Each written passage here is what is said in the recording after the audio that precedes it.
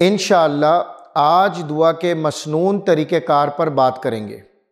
دعا کی ابتدا اللہ سبحانہ و تعالیٰ کے پاک نام سے ہونی چاہیے۔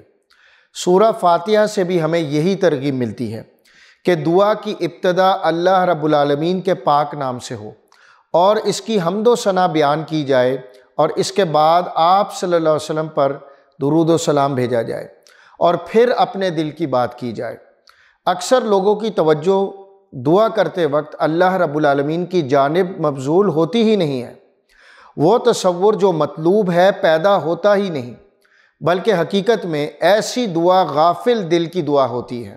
ہم رٹی رٹائی دعائیں کرتے ہیں تو وہ کیوں کر با اثر ہو سکتی ہیں۔ ہماری دعائیں قبول نہ ہونے کی بڑی وجہ یہ ہے کہ ہم اللہ رب العالمین کو تو مانتے ہیں لیکن اللہ کی نہیں مانتے، اور رسول اللہ صلی اللہ علیہ وسلم کا وہ حکم ہم مانتے ہیں جو ہماری طبیعت چاہے۔ تو پھر یہ کیسے ممکن ہے کہ ہم تو اللہ کی بات ماننے کے لیے تیار نہیں ہوتے اور اللہ تعالیٰ سے امید رکھتے ہیں کہ وہ ہماری ہر بات مان جائے؟ تو پہلے ہمیں چاہیے کہ ہم اللہ کی بات ماننا شروع کریں تو اللہ یقیناً ہماری بات بھی مانے گا اور ہماری دعائیں بھی قبول کرے گا۔ ہم یہ چاہتے ہیں کہ صرف اور صرف دعاؤں سے ہر کام ہو جائے، لیکن عملی زندگی میں تو ایسا نہیں کرتے۔ پہلے گھوڑے کو باندھیے پھر اللہ پر توکل کیجیے۔ اس کے علاوہ حلال اور حرام کی تمیز پیدا کرنا ہوگی۔ حرام کھا کر جو دعا کی جاتی ہے وہ ہرگز قبول نہیں ہوتی۔ ایسا شخص اگر بیت اللہ شریف پہنچ کر کعبے کے در و دیوار اور پردے سے چمٹ کر بھی دعا کرے تو قبول نہیں ہوتی۔ دعا کرتے وقت اپنی آواز میں نرمی اور عاجزی پیدا کرنی چاہیے۔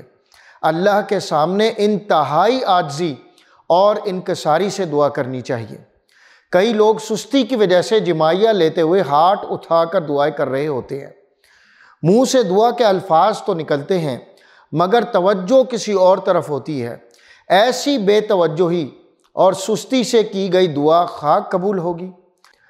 ہم اپنے جیسے مٹی کے انسانی حاکم کے سامنے تو بڑے چوکنے ہوتے ہیں مگر احکم الحاکمین کے ساتھ بالکل بے پرواہی برتتے ہیں۔ ترجمہ اور معنی جانے بغیر کئی حضرات نے عربی کی دعائیں رٹی ہوتی ہیں مگر زندگی بھر کبھی معنی یاد کرنے کی کوشش نہیں کرتے۔ ایسی دعا جس کا مفہوم آدمی نہ سمجھے، اسے پتہ ہی نہ ہو کہ پروردگار سے کیا مانگ رہا ہوں، تو ایسی دعا اپنا اثر کیا دکھائے گی؟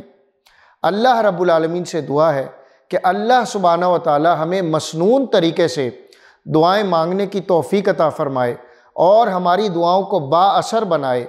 آمین یا رب العالمین۔